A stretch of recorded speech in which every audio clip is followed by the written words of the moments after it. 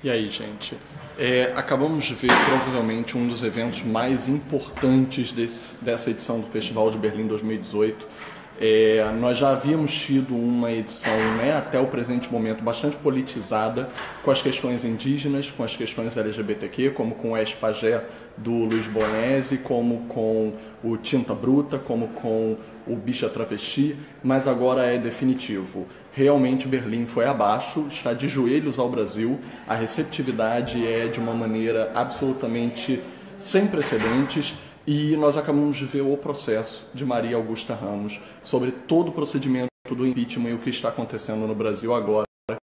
Nós temos como um golpe. Literalmente de assombrar, a gente deu uma ovação de longos minutos. O filme foi ovacionado por todos os créditos finais e depois mais uma ovação de pé para recebê-la na frente ali da tela para debater conosco. O debate está filmado, estou dando upload, daqui a pouquinho ele está aqui na página do meu Facebook pessoal, depois eu boto lá nos sites. É impressionante o efeito que ele causou. Ele é literalmente uma arma de reconstrução em massa. Porque a Maria Augusta até falou lá na frente, gente, se vocês puderem fazer perguntas para mim em relação à técnica, à linguagem do filme. Aliás, não foi ela, perdão, foi a mediadora que pediu isso. A mediadora pediu, gente, vamos tentar fazer perguntas também sobre a linguagem. Eu sei que o momento histórico-político é muito importante, mas isso também é um filme, então vamos tentar analisá-lo. Só que aí é que está, as perguntas foram inclusive sobre linguagem e a linguagem, nesse momento, ela não pode ser dissociada de um período histórico-social que nós estamos passando. Ele foi de tal forma transformador que quando a gente fala de um roteiro, ainda mais de um documentário que foi construído durante meses de um processo longo e arrastado, que no iniciozinho dele não sabia para onde iria, muitos de nós fomos pegos de surpresa, estupefatos, sem sequer acreditar que de fato fosse ocorrer tudo que ocorreu da forma que ocorreu. Então, quando ela começou a filmar, ela filmou naquela primeira audiência, né, da pré-aprovação na Câmara dos Deputados, a que todos nós temos vergonha de lembrar até hoje, com aquelas frases todas marcantes que ninguém vai conseguir esquecer nunca, pelo Estado de Israel, por papai, mamãe, papagaio, periquito, por minha esposa ou meu marido que estão roubando e no dia seguinte ou na semana seguinte vão ser processados por esse roubo, mas eu agora, no momento, estou votando em nome dessas pessoas. Então, aquilo dali foi uma das maiores vergonhas que a gente já passou como país, como nação, como sociedade, como cidadão. Não tem palavras para descrever e ver construído num roteiro de um documentário que teve mais de 400 horas de filmagem, com autorização para quase todas as regiões internas do procedimento, inclusive debates privados e íntimos da defesa. A Câmara ela pertence, naquele momento grave, a um lugar. Esse espaço que é ocupado é o nosso lugar político, então a Câmara não vai sair de Brasília, ela não vai sair dos arredores do Palácio da Câmara, ela vai ficar dentro de uma narrativa que foi construída para além de um roteiro de mãos humanas. Esse roteiro é a história do nosso país. Esse roteiro literalmente aconteceu com as nossas vidas. Então o que nós estamos vendo na tela não é uma simples decisão, claro, subjetiva, porque é uma diretora, tem uma autora, Karen Ackerman, que tiveram o bravo trabalho de desbravar 400 horas, primeiro num filme de 4 horas e depois 4 horas num filme de 2 horas e 20 minutos que ele tem. Então, na verdade, 2 horas e 27 minutos. Ele tem 137 minutos. A grande questão é, nós temos um poder no momento de literalmente reescrever a nossa história, a nossa consciência. Por quê? Ver essa narrativa numa ordem coerente cronológica, de racionalização do que aconteceu, e ela não faz uma apologia a nenhum dos dois lados, ambos os lados estão retratados, quem inclusive tenha permitido ou não ser filmado, por exemplo, o lado da esquerda, evidentemente, autorizou muito mais filmagens do que o lado da direita, mas há pessoas do lado da direita que autorizaram filmagens, como a Janaína Pascoal. Ela retrata ela fidedignamente como ela autorizou ser retratada. Voluntariamente ou não, a Janaína acaba sendo um alívio cômico do filme, porque ela acaba, ela própria, se entregando dentro das próprias indiscrições do pensamento dela. Então, a coerência que ela pensa estar passando acaba se tornando uma bolha que estoura para dentro da própria reação dela. Mas, independente disso, há inúmeros lados expostos ali, inclusive da defesa. A defesa tem muita autoconsciência de si. A defesa fala, por exemplo, sobre questões que eles sabem que foram abandonadas, questões que eles sabem que poderiam ter existido de inúmeros fatores certos ou errados, etc. O que estava ali em julgamento não é se foi um governo bom ou se foi um governo ruim, se foi uma pessoa certa ou errada, boa ou má. O que está se discutindo ali, o nome do filme é O Processo, é um nome kafkaniano, porque Kafka estaria nesse momento nos trazendo o que faltou na realidade brasileira e na TV das mídias dominadas por telejornais. Faltou nós termos o princípio da imparcialidade. E agora, pessoas de direito que talvez estejam ouvindo essa live podem dizer: o que é imparcial, meu amigo, se esse filme foi feito com uma maior aprovação do lado da esquerda falando? O lado da esquerda foi o único que não foi ouvido. O lado da esquerda foi o único que não foi publicado nos jornais. O lado da esquerda, a gente não está falando de partido político. A gente está falando de advogados extremamente competentes, de caráter ilibado, como, por exemplo, Cardoso, com inúmeros documentos, provas, análises extremamente sérias que sequer foram levados em consideração. O filme ele consegue arcar com uma montagem que traz uma dialética a partir de apresentação de fatos, debate do fato com os dois lados, sempre, ele jamais deixa de botar os dois lados, e a nossa própria, um tempo que é deixado, que é permitido, para a nossa própria ingerência no filme, conseguir também auxiliar qual é a conclusão que nós vamos tirar. Então, você pode tirar a conclusão que você quiser do filme, mas uma coisa é posta, ela é por direito de lei. Não existiu um princípio da dialética dentro do processo, diferente do filme que o apresenta, que quando apresenta um argumento de um lado, apresenta um argumento do outro, o processo em si não teve o princípio da dialética. Porque não era ouvido. Gente, desculpa, vocês viram as audiências da Câmara na TV. Na TV a gente via TV Senado. O outro lado não escutava. Era uma gritaria.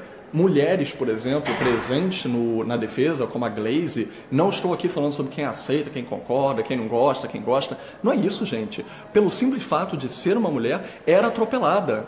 E mesmo os homens. O Lindbergh, quando falava, era duvidado ou questionado numa base moral, muito mais do que jurídica ou legal, ele era questionado numa base moral, como se eles estivessem levando para o lado pessoal, acusando ele de ter levado. Então nós não tivemos uma credibilidade de aceitação séria da nossa defesa. O que esse filme faz é mágico e metafísico por literalmente criar uma máquina do tempo onde nós podemos, enfim, ter a coerência dos argumentos, provas e evidências e análises contrapostos um do lado do outro, para que nós possamos de fato tirar nossas próprias conclusões. E para além de qualquer questão, independente de lados, nós sabemos que ocorreram inúmeras ilegalidades durante esse processo, que a lei não foi vista ou observada de uma maneira de fato respeitosa com que ela foi prevista para nos defender a nós, o cidadão, o povo, e que mesmo que aleguem que mas foi melhor a Dilma sair, porque a Dilma não tinha governabilidade, mesmo que ela tivesse continuado, ela não teria conseguido governabilidade para continuar no governo.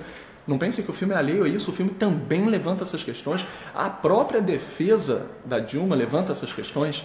Então, quando você tem um nível de consciência tão grande assim, você não está representando só uma película, você não está representando uma tela de cinema, você não está representando um festival internacional, você está representando toda uma sociedade, porque o que o Berlim está vendo aqui é a nossa história, somos nós. E somos ainda, pois ainda estamos sofrendo com isso. As razões que foram ditas para a derrubada de uma pessoa num cargo de função de chefia executiva são as mesmas razões que estão sendo ditas até hoje, por exemplo, de seu presidente que ocupou o cargo e ela foi retirada e ele não. Então são dois pesos e duas medidas. E o filme consegue permitir se respirar esse espaço de pensamento para que a gente possa ver, sentir e responder, corresponder.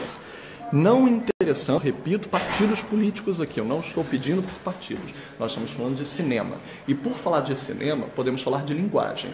Por exemplo, a Maria Augusta ela reafirma muito bem que o filme ele tem certos alívios, porque ela gosta nos documentários dela de fazer algumas cenas de transição com a normalidade natural do que essas pessoas fazem na sua vida, ali no cotidiano. Se vai beber um café, se vai ali sentar, ler um jornal, fumar. Ela gosta dessa naturalidade, essa naturalidade diz muito a personalidade do caráter das pessoas que estão ali. E tem até algumas cenas que se contrapõem de maneira engraçada e cômica por causa disso, mas, por exemplo, ela não coloca um outro alívio clássico do cinema, que é a trilha sonora. Por que ela não coloca a trilha sonora? Porque ela própria diz que som é realidade no cinema. É uma questão dela. Ela até foi chamada de espartana no debate. E ela disse, nossa, obrigada, eu sempre me vi como espartana. E que é exatamente o que ela faz com o filme. Se ela colocasse trilha sonora, e ela própria diz, som é realidade. Se eu tiro 50% do som e eu boto 50% de trilha sonora, eu estou tirando 50% da realidade. Eu estou tirando o seu raciocínio, que segue e acompanha, logicamente, aquele momento que está sendo pronunciado, narrado, ao vivo, em filmagens exclusivas, para te ocupar com o dirigismo da minha música, que eu queira ou não que você venha sentir. Então, nesse momento em que ela abdica da trilha sonora, apesar de haver música, porque nós sabemos que durante o processo de impeachment houve muitos cânticos populares dos dois lados, por sinal, e os dois estão apresentados, as manifestações dos dois lados, como eu disse, ela se atém a Brasília. Então, as manifestações dos dois lados em Brasília são colocadas, e as consequências disso também. Nós temos cânticos, por exemplo, as músicas, a musicalidade onde isso foi transformado. Então, dentro dessa questão, o filme traz uma potência que consegue, de toda uma dor e um sentimento que nós passamos ao vivo e a cores, que a gente se lembra de cada um dos dias dolorosos. O dia da votação da Câmara dos Deputados, o dia da votação do Senado, o dia do discurso da Dilma em defesa de si, né, sendo literalmente açoitada por muitas pessoas, quase como se ela estivesse sendo torturada de novo, depois de tudo que aconteceu na ditadura, depois dela já ter sido presa política, depois dela ter enfrentado o câncer, ela é torturada de novo ao vivo e a cores, e com o reconhecimento disso por seus pares. E não só um, vários de seus pares afirmam e reconhecem que ela está sendo torturada ali de novo. Até o outro lado, Janaína é um exemplo. A Janaína Pascoal fala em seu discurso e pede desculpas. Não importa também agora fazer um julgamento de caráter. Se a gente acredita que ela foi hipócrita, se a gente acredita que ela estivesse manipulando as pessoas para fingir que era humana na sua acusação, não estamos aqui fazendo esse tipo de julgamento. Esse é para quem assistir o filme. Agora, nós estamos sim dizendo que houve um reconhecimento de ambos os lados, de defesa e de ataque, em que todos reconhecem que aquela pessoa, aquele ser humano, aquela mulher, a primeira presidente mulher eleita no país e a primeira a ser impeachmentada. Houve outros golpes no Brasil, sim, mas foi o primeiro que houve com o impeachment. Por quê? O Collor renunciou antes de ser decretado o impeachment dele. Então, como ele renunciou, não foi por impeachment que ele saiu. A Dilma foi a primeira pessoa no Brasil a ser retirada por um processo legal de impeachment. Tá? Nenhuma outra derrubada foi através desse instituto jurídico. E esse instituto jurídico foi usado e abusado segundo inúmeros fatores pessoais, políticos, de interesses muito manipulados, que são demonstrados aos poucos por ambos os lados dentro desse filme. Então, o quanto é consequência direta dos nossos direitos lutar pelo que nós estamos vendo, esse filme nos possibilita isso. Então eu acho que nós temos a obrigação de recebê-lo. Eu espero que ele chegue no Brasil o quão breve e que ele faça mais uma coisa que é com a qual eu vou encerrar por enquanto. Gente, eu entendo que como consequência disso houve um ódio muito grande a Dilma. Mesmo quem defendeu o Lula, num determinado momento esqueceu ou permitiu ser deixado de lado o direito de defesa da palavra da Dilma, quase como se fosse um descanso da imagem dela que tinha sido gastada demais. Ela também tinha o direito de se recuperar, quase como se fosse literalmente uma doença, o período de convalescença. Mas o próprio PT, o Lula e outros movimentos de defesa retiraram muito ela da jogada. É quase como se tivessem conservado ela, ok, preservado, mas também tirado uma responsabilidade direta de continuar a inflamação que sequer o nome ou a imagem dela permanecia. Eu gostaria de fazer um pedido. Eu gostaria de fazer o pedido de, quando esse filme chegar ao Brasil, a Dilma seja chamada para os debates deste filme.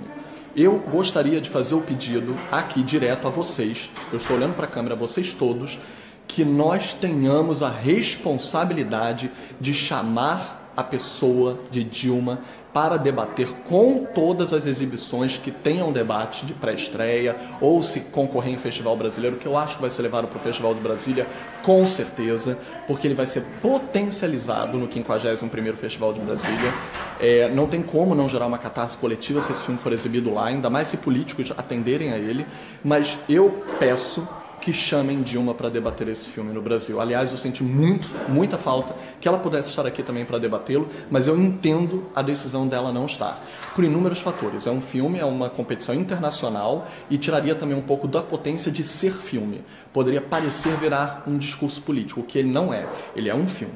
Não pensem o contrário. Mas a partir do momento do poder curativo que esse filme tem de potencial, nós temos o direito e o dever de reconstruir a imagem de uma mulher que foi literalmente dilacerada, sem base legal, na frente do povo e de sua nação, e nós temos o direito e o dever de corrigir isso.